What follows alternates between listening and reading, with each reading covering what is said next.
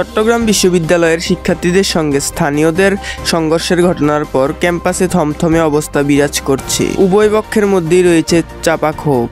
ঘটনার জেরে আজ রবিবার ৩১ আগস্ট সকাল থেকে প্রধান ফটক বন্ধ করে 0 পয়েন্ট এলাকায় বিক্ষোভ করছে শিক্ষার্থীরা। এ সময় হামলায় জড়িতদের বিচার দাবি করেন তারা। এক নারী শিক্ষার্থীকে বাসায় দারোয়ানের কর্তৃক মারধরকে কেন্দ্র করে এই সংঘর্ষের ঘটনা ঘটেছে।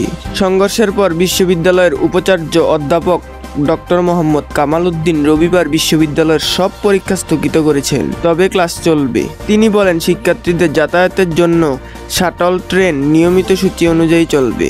শনিবার রাতে দফায় দফায় ধাওয়া পাল্টা দেওয়া ও ইটপাটকেল নিক্ষেপের ঘটনায় শিক্ষার্থীদের অনেকে আহত হয়েছেন।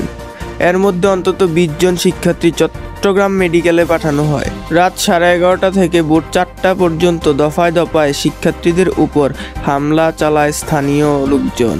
পরিস্থিতি নিয়ন্ত্রণে আনতে সেনাবাহিনী মোতায়েন করা হয়।